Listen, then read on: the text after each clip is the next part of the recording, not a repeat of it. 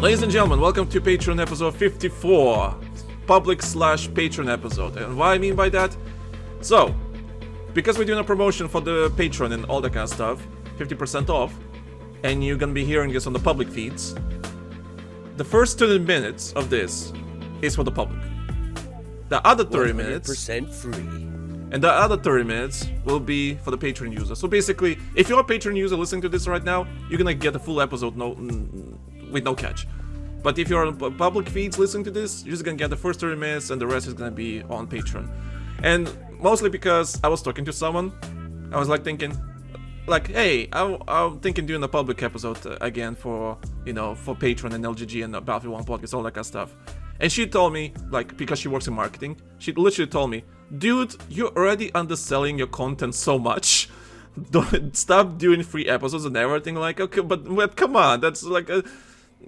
She works in marketing, so I kind of understand where she's coming from. We gotta promote though, baby. I mean, it's not like we got content. Some content creators just have this luxury of just having like a team of people or like one or two highly redonkulously over talented individuals in order to handle shit like that. That is the luxury we just don't have. So I mean, if there's anybody out there that would be like, hey, I'm all for willing to manage you guys, you know, hey, and I got free time and shit. By all means, please get a hold of the man and volunteer, because, God. So she works in marketing, and she told me, like, dude, you're doing a promotion, like 50% off. The Patreon is literally, a tier is $2. $2. Cheaper than a fucking coffee these days. And she's like, stop giving your content away for free, come on. Like, I agree what she's saying. So I'm like, okay, let me just do like a half episode, you know, just to promote the Patreon, you know, for everyone here, like, just to see what kind of conversations we usually have. I am so sorry that you're playing above my head. God damn, they're fucking loud today. I don't know why. And Ray is dying in the background, which is quite funny. Sorry, I'm still on my process of quitting smoking. Yeah. Hey, on the plus side, I haven't had a cigarette since Wednesday. So. Since Wednesday, my dude. It should do months now. I'm trying, man. I'm trying. All right. Look, it's anybody who's done this shit.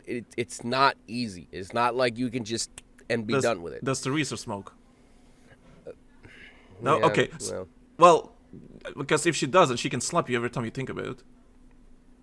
No, she doesn't. She doesn't smoke. So she's used that to slap you every time you think of it.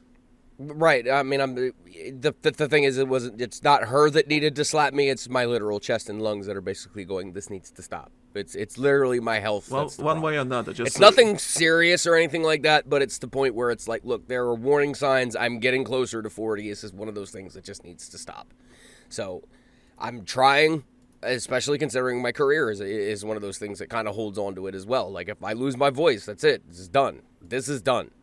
And it's got to stop. So I'm trying to be as responsible as I can after over 20 years of smoking nicotine. And it's fine. I mean, there are people in this world who never come to that decision. My father being one of them. And for those that don't know, he suffered a very massive stroke almost 2 years ago and is not right as a result of. And I don't want that for my wife. I don't want that for anybody that knows me personally. I don't want people to see me have to go through that shit because I couldn't learn when the lesson was trying to be presented to me. So that being said, I'm making the adult decision in order to try and stop this shit. So it's not easy. I'm just saying, every time you think about it, just tell her and she'll slap you and you're like, okay, I don't want to anymore.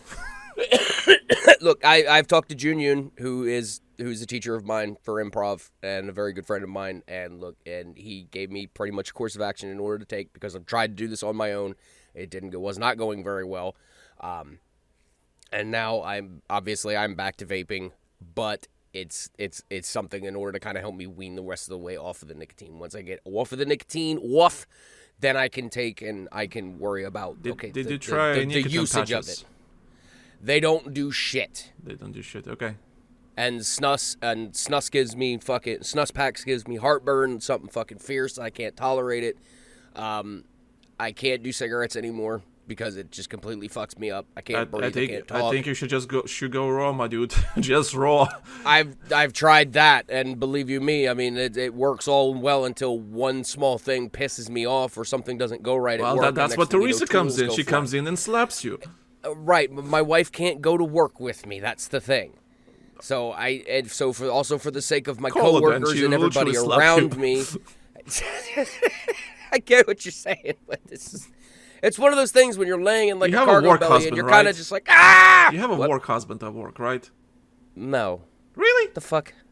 You don't? No, I mean I have I have a fucking partner that I work alongside. But okay, well the term work husband, work wife is basically a person you chill at work or on a really good level, and you're not afraid to share stuff with, like, the bestie, basically. I would just call that a colleague. It's boring. Boring. It's boring. Anyway. I had a work wife at home, and it's funny. Anyway, it's just a friend. Just Matano. Yeah, it's Angela. Okay. All right. Anyway. That being said, okay, I'm trying.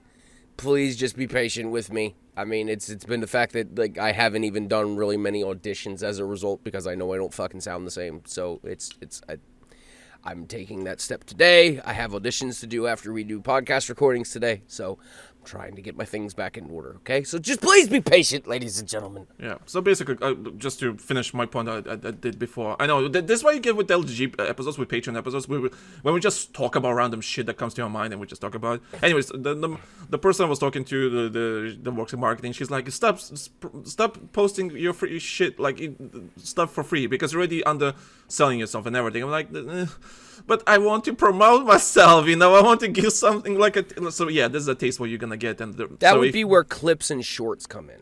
Yeah, but here's the thing, I'm already so close to my limit as a content creator. I talked one of the episodes on Patreon. I'm hitting my limit how much I can do as a one individual.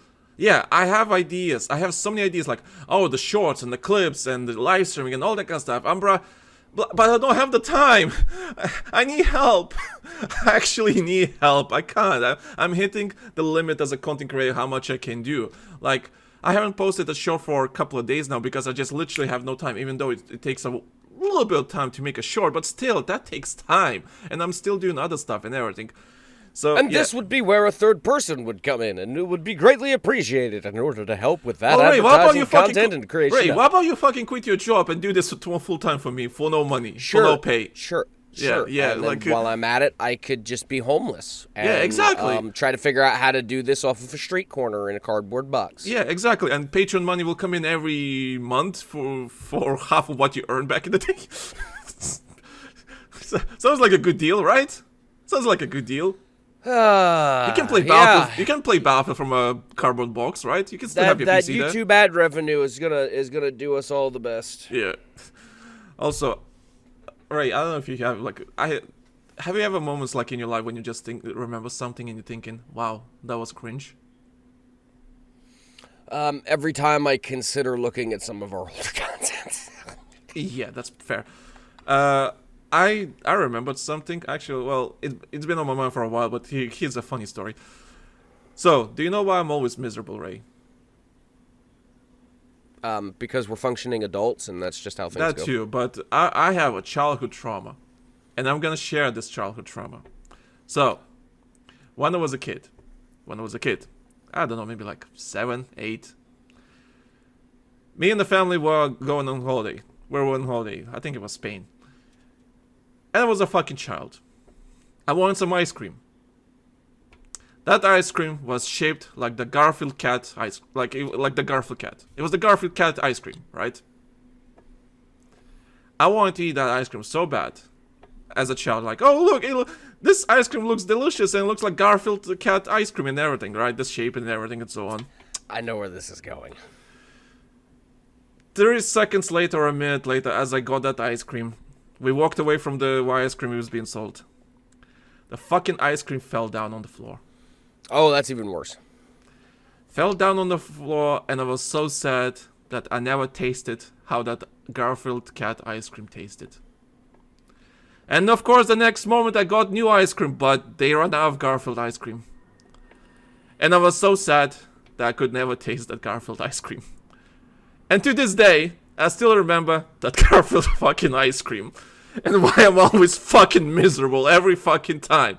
And the only way to fix this childhood trauma for me is to get the Garfield cat ice cream. Problem is, who the fuck cares about Garfield these days? And where the fuck I will find an ice cream that looks like fucking Garfield cat? Unless I make it myself. So Ray, that's my trauma that's my childhood trauma. Thank you for sharing that. I wanna fucking kill myself. Like, think about it. I will never be happy until I have the Garfield cat ice cream. I could never find, like, if in some universe, in some dumb universe, somehow I'll find a packaging or something that is shaped like the fucking Garfield, the fucking cat. I'm buying that ice cream and my life is gonna be fixed for the rest of my life. I am 100% hopping on Good Humor's website after this is done, and I am going to look this shit up, and I'm going to be like, look, here's where you go to get a case of these motherfuckers. you just literally go to this country, to this retail, just get a fucking ice cream. They just be fucking shipped to you. I mean, I don't know. I'm just kidding. I could. Bro, Brian, let's try and ship ice cream across the fucking pond. Let's see how well that goes. I mean, dry ice is amazing. Maybe it'll work. I don't know. But yeah, that's one of my biggest childhood traumas. The stupid Garfield ice cream that fell on the floor. I never had it, and the only way to fix that trauma is to literally have that Garfield ice cream. But I will never find that ice cream, so I'm gonna be traumatized for the rest of my life. So yeah, I'm sorry, man. Yeah, I can't reciprocate. I can't reciprocate and share a story among the same vein because, as a typical American, I've buried all of my childhood trauma under substance abuse and alcoholism. Yeah, I'm not that. Thankfully, I didn't go that far. That's because you don't know what freedom is, my man. You gotta get them freedoms. Gotta get that freedom. Remember, anyway, which episode was it that we talked about that we don't have fucking buildings in this country? I can't remember what fucking episode was it.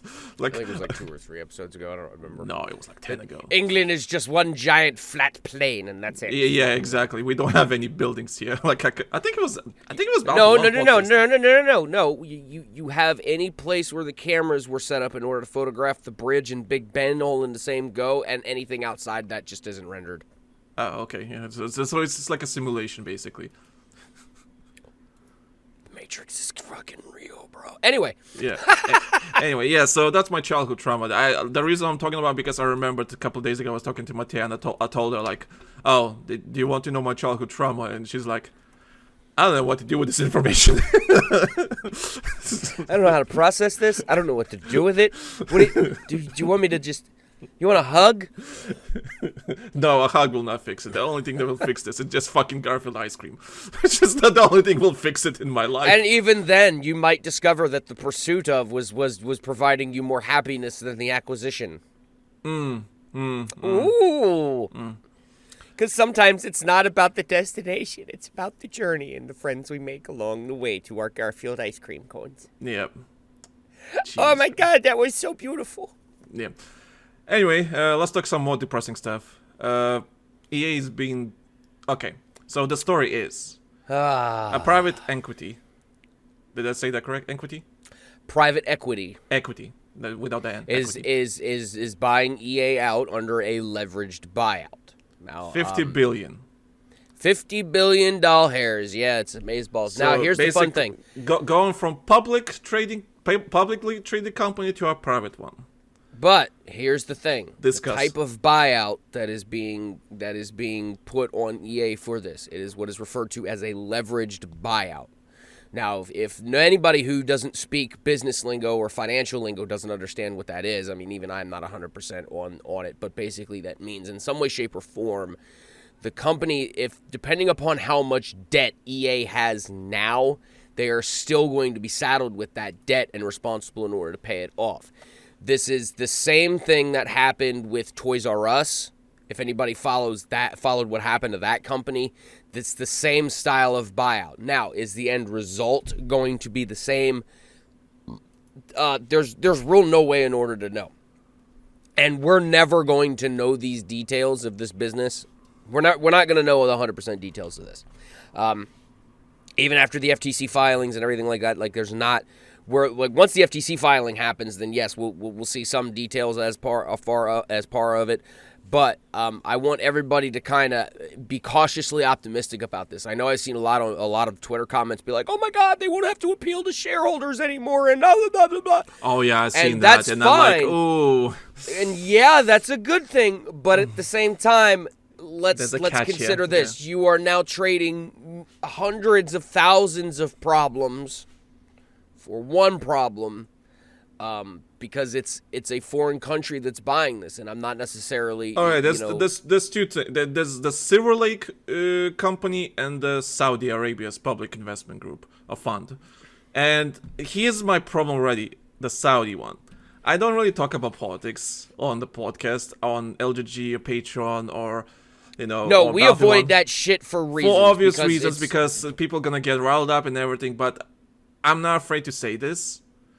I'm really not happy with the Saudis funding most of our entertainment, all that kind of stuff. For a perfect example, like, okay, because I don't agree how they run the country. I don't agree with the politics they have. I don't agree with everything. Like the slavery stuff and all that kind of stuff. Like, listen, I don't agree with that. I do have principles. And we all know, anyone with a brain, that, hey, Saudi has the money, and they're doing everything they can to whitewash all their sins and crimes and everything, as long as they provide us the entertainment. This is what they do with football. Oh, what? Jared Kushner's one of these buyers too? Yeah, oh my God! Yeah. So this is worse than I thought. So it's all this I don't like. Especially what pisses me off, for example, because I do watch Warzone tournaments and everything, because I'm interested in Warzone competitive, Call of Duty Warzone competitive scene. And there's this thing called Esports World Cup. And what is it? So all the different games, League of Legends, FIFA, Warzone, Valorant, CSGO, whatever, they all come together, organizations and everything, and they compete in this Esports World Cup, right? So Warzone has its own thing there and so on. And I remember there was this streamer who's the biggest name when it comes to competitive Call of Duty, competitive Warzone.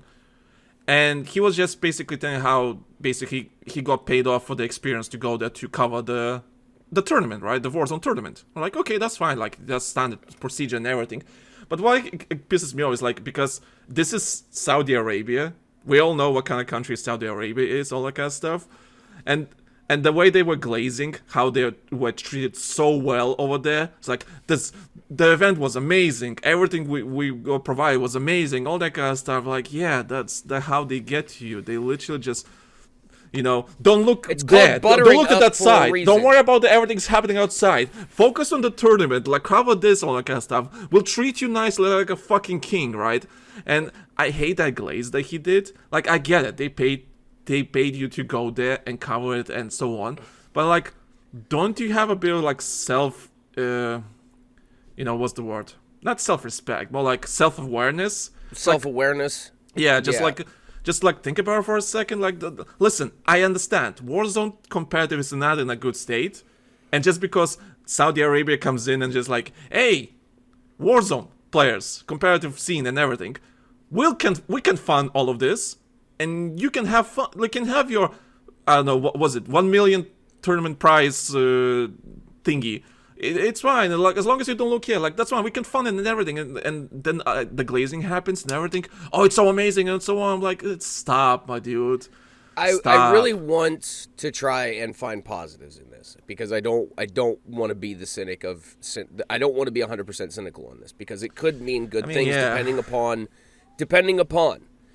My thing about it is, and I'll make this abundantly clear right now. Politically speaking, I don't lean either side. I am a hardcore card-carrying centrist at the end of the day. Period, point blank, end of story. I don't do partisan politics. My political stance is, honestly.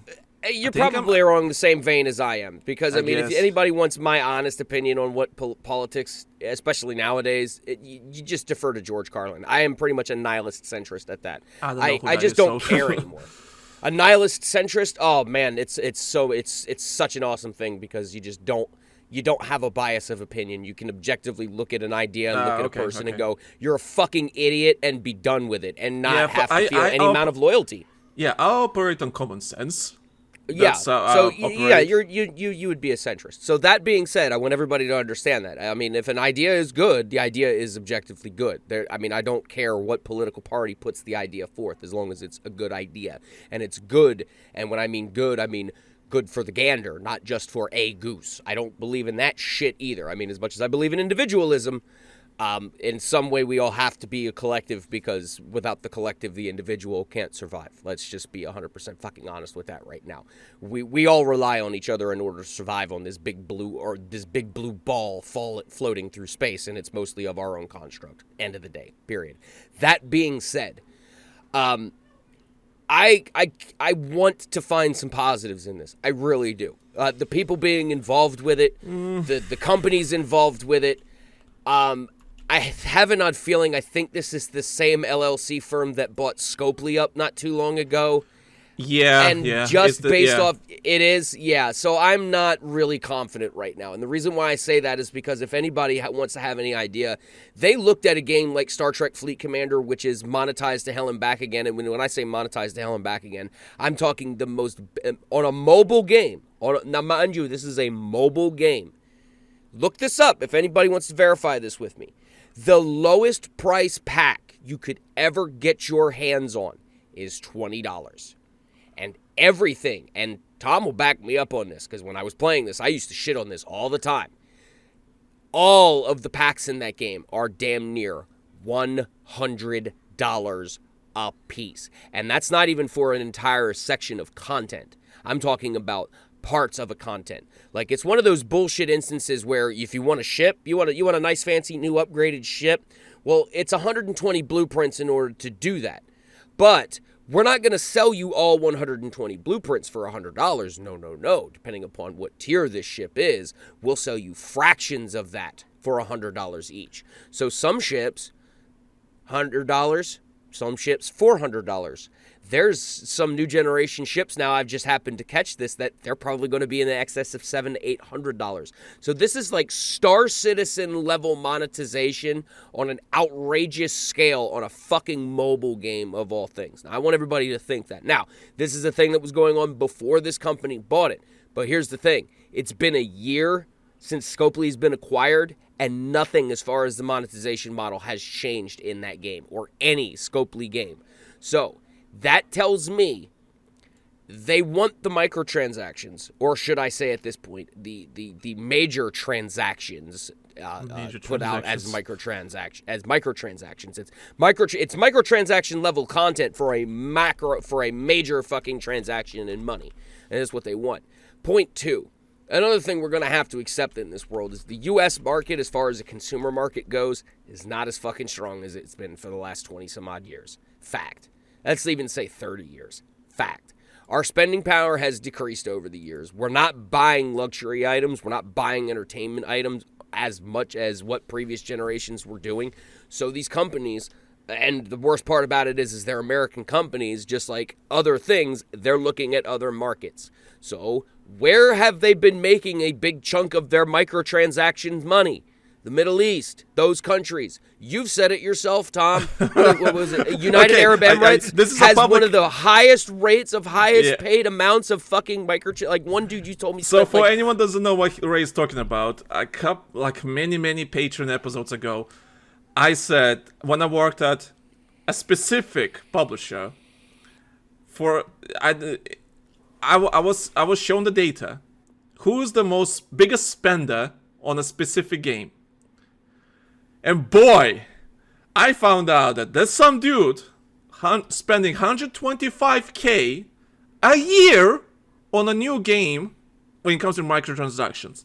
And me and the guys that are working there, we were making fun of that 1 year, that current year I was working, he spent 120k instead of 125k, and we're just joking. Oh my god, is there a problem at home? Is the wife okay? What, did he has some life problems that he's spending 5k less? Did we not put good enough content out for? Yeah, him like he spent 5k less this year. What the fuck? It's like, and here's the thing, but it's still this is what scares me about 120k this. a year, Ray, on microtransactions, and it's one of these countries in the Middle East. And it's fucking wild if you think about it. Now, this is where the whale chasing shit has gotten way out of hand, because now instead of pricing things so that the general market, it's if anybody who lives in the States and used to be a frequent Patreon to McDonald's, you're gonna know exactly how this is. Okay, we figured out that we can just appeal to the rich people, because they'll spend a shit ton of money because they got it, because some generations of the rich people these days just aren't fucking that,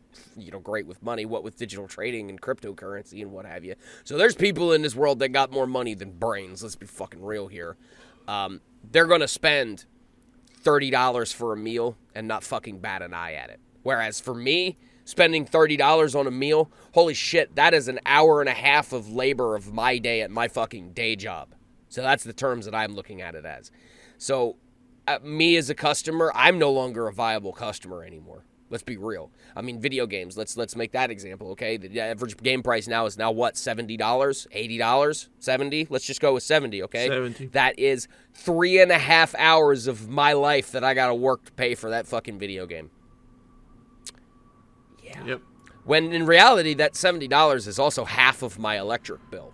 Okay, so there's another. So there's economic factors. So we as the U.S. have to understand that we are not the biggest market as far as consumer markets anymore. Period. We're not number one in that category. That's the end of story. And I'm sorry if it pisses off any nationalists out there that are listening right now. I'm sorry. I mean, I love my country just as much as the next person, but I can see it for its faults and I can understand what it is and isn't. That being said, we are not the biggest consumer market on the fucking planet anymore, and we have to accept that. It's just an economic factor. Yeah. That being said, these Middle Eastern countries, these Middle Eastern owners they have the market. So what they're going to do is they're not going to change. They're going to try and drive harder to get more money out of those types of people. So I have a fear, and it's a very rational fear, that things are going to we're going to end up getting priced out of a lot of shit. Like, we'll be able to get access to the base game, like $80 games. I have an odd feeling $80 games from Electronic Arts, it's just going to be a thing. Get used to it, kids. It's going to be a thing.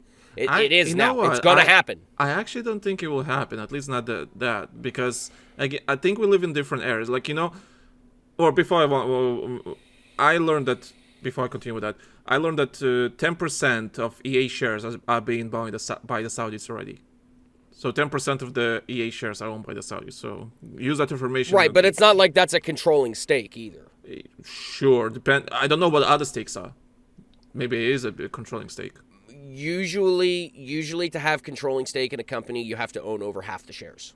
Usually. Right. Do we think some it's a threshold in order to be able to override the board, but yeah, usually I think it's about 50%, 55% is the threshold for you to have majority control, and therefore you own the company essentially.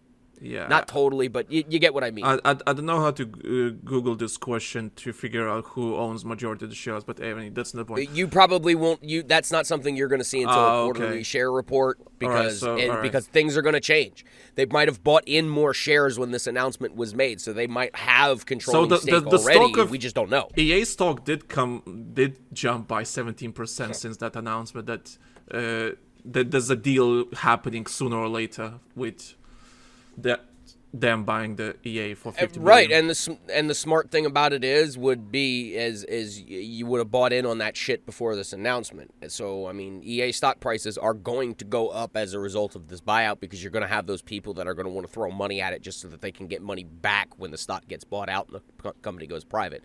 The company that I'm working for right now is undergoing something similar. I mean, I'm not going to state specifics. I mean, you and I will talk about that after we're done with production and whatnot. But yeah. It's a thing. So people are going to be throwing money at EA like never before in hopes that they're going to wind up making a quick buck off of it, and then the stock price is going to and it's just going to disappear. Yeah. So this could be a good thing, but I just don't see it being a good thing. I then have of it on course- feeling it's going to be $50 microtransactions and fucking $20 microtransactions. Then of course, the day and age of dollar packs and $5 packs, that shit's going to be gone because they don't want those. okay, those I don't snippets think of it corn. will happen, but there's a chance that there might be also censorship happening with the games. So like Sims, for example, Saudi Arabia is not okay with LGBT whatsoever. They crucify that shit. So I can imagine if they really want to go, like, I don't think it will happen, because from what I've seen, Saudis are usually, when it comes to like whitewashing and everything, they're just like, leave it be, right? They don't push their ideas onto company or investment or whatever, as long as it brings some money and so on. Like, as long as the money does its thing, they don't care. So But their as- morals are only as good as long as they can make $1 on the Pretty flip side much, of but it. Yeah, I- that's but just like I- a typical. but I So they're still see- typical capitalists, just like us Americans. I mean, God bless them. Yeah, but I still seen like, what the hell? My shoe got stuck on the fucking chair. But there might, I don't think it will happen, but censorship might happen, and one of the most prominent franchises they could censor is literally Sims. Sims is like the more, Yeah, it Sims would and be Saudi very Arabia foolhardy. doesn't mix together. I get it. I get what you're getting at. It would be very foolhardy, but my counterpoint to that one is how pointless would that be in order to try and Oh, do yeah. in a game where you're literally able to assign the character whatever gender you damn well please and customize it to your damn heart's content. So I mean, they could publicly come out and they could condemn, LGBTQ all they want.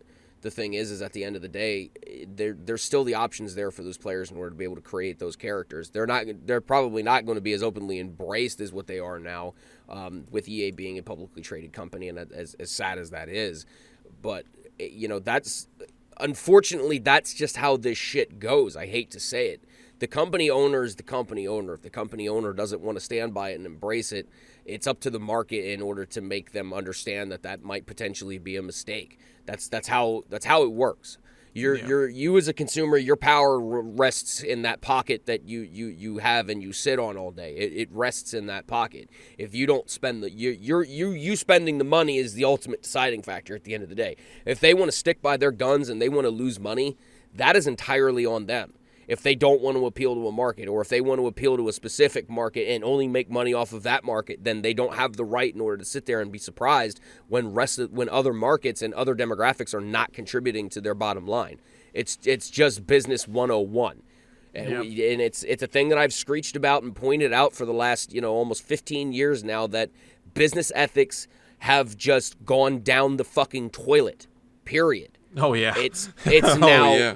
It's now we're going to pander solely to the market that's going to make us the most money as quick as humanly possible, instead of just make a good product that can appeal to as many people as humanly possible.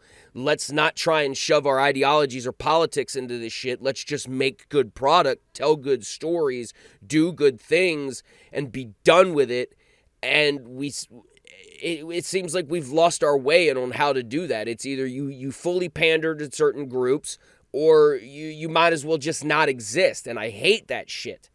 I want good games. I want good stories. I want people in order to be included. I want there to be in order, to show the world we live in a sense, in some manners. But at the end of the day, it's all a fucking business decision. And we as consumers have to be the ones in order to tell them whether it's good or bad. And that's the end of it. So if they do things that are not desirable to certain people, and it doesn't matter whether you're right-leaning, left-leaning, whether you're cis or LGBT, it does not matter. It does not matter. Your wallet is your speaking power to these companies at the end of the day. That is the only thing in this world that is non-discriminatory, is whether you spend your money on a product or not. And you have that right and you have that choice. So I encourage people to let's go back to the old school philosophy of, if you don't like it, just don't pay attention to it. If it's on the TV and you don't like it, change the fucking channel. If it's on the radio and you don't like it, change the fucking channel. If it's on YouTube and you don't like it, turn the fucking video off. That's just all there is to it. We need to go back to that. Yeah, I was actually talking at work with someone. She's a religious person and everything, and I was saying like,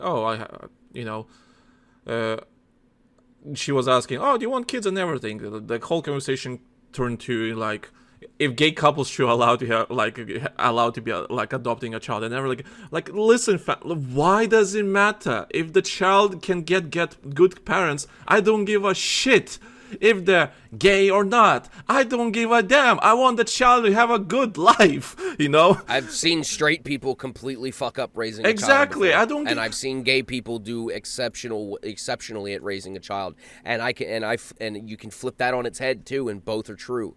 I mean, there are probably gay people out there that are not the best parents in the world. And there are straight people out there who are amazing parents. You can't blanket statement shit. We are at this point in society where you can't blanket statement anymore. You have to look at things at the individual. You have to. How is the individual doing? Oh, well, the individual is raising the child well. Okay, great, good. Yeah. That's a good thing. Yeah. Oh, well, there's a handful of people that don't. Okay, that's their fucking problem. Deal with them. Deal with the people that are actually the problem. Yeah. Stop generalizing and being like, oh, the whole gander is bad. That's not how the individual works. I personally don't have the mental capacity to deal with all that shit nonsense. I'm just like, at the end of the day, is the person a good human being? That's it. That's my politics mostly. Is the person a good human being? Yes, fantastic. If not, go fuck yourself. But anyway, going back on this EA, and before we can go to a different topic, I remember I saw someone mention okay, imagine if Battlefield doesn't do well or whatever, and then the Saudis decide to sell the company, to sell some franchises to make some money or whatever the case may be, just to clean up the books, as they say. And for entertainment reasons, I replied to this guy, all right, imagine they're selling the Battlefield franchise to someone else, to any buyer, right? Which studio or company would want to tackle a Battlefield game that is not EA or DICE or whatever? And I'm just thinking, well, Microsoft's Call of Duty Infinity Ward.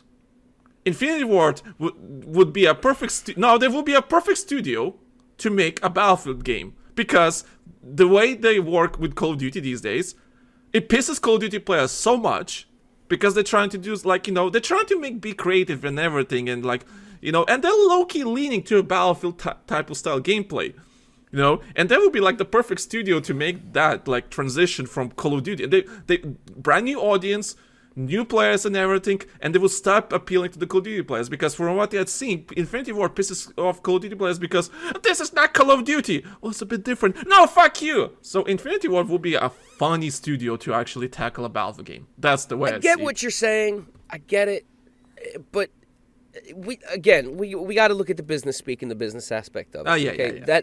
That would be the equivalent of Ford buying Chevrolet. Yeah. Or let's say BMW buys Porsche. Okay.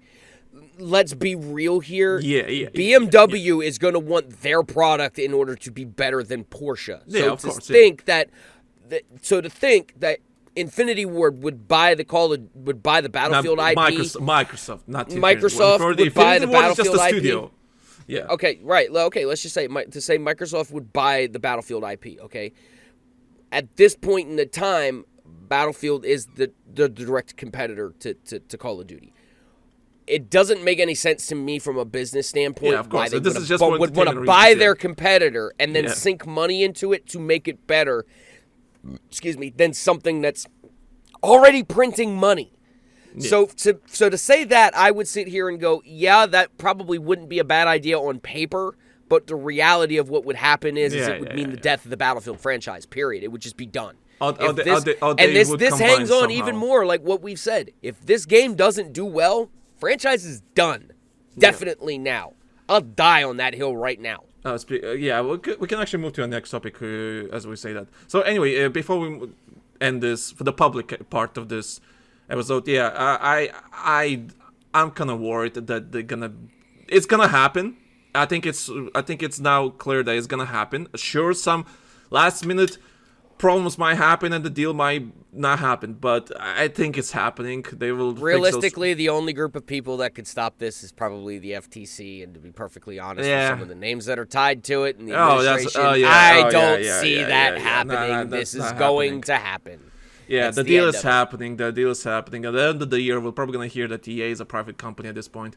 So I want everybody to have hope. I really do. I don't want this to be yeah. nothing but doom and gloom. I don't want everybody to start panicking and being like, oh my God, start taking the wallpaper down and save it for fucking humanity. I just be optimistic, but like everything that's happened with EA as of late, be cautiously optimistic. It could be a good thing. I could be wrong. We've been wrong before. It happens. Not that often, but hey. It could be. This could be something great. This is one of those things where we're just gonna have to wait and see until the rubber meets the road and we actually see, they come out and they go, okay, here's our plan for the future. We just kind of need to hold our horses until then. Yeah. Once they say what their intent is, then anybody and everybody has every right in the world to immediately get pissed off. And I'm not going to sin yous, and I'm not going to say, whoa, guys, let's just wait. That's all I'm saying. So that being said, I'll do the outro for the public spot. Thank you, guys. I don't even need to do outro. I don't think you... Come subscribe, and you'll see the rest of the content. I don't think you even need to do outro, honestly. Yeah, but just saying, hey, guys, if you want to listen to the rest of the conversation, subscribe to Patreon. It's literally 50% off, $2 for the whole month. And you get all the back catalog and all that kind of stuff. So, So, if you want to listen for your money? Yeah, if you want to listen to the rest of the conversation, subscribe to Patreon. So, thank you guys for listening, and we'll see you on the Battlefield 1 podcast, which we're going to be recording right after this, actually. So, we'll see you on the Patreon. If not, on Discord, and we'll see you on the Battlefield 1. Thank you guys for listening. We'll see you on the next one.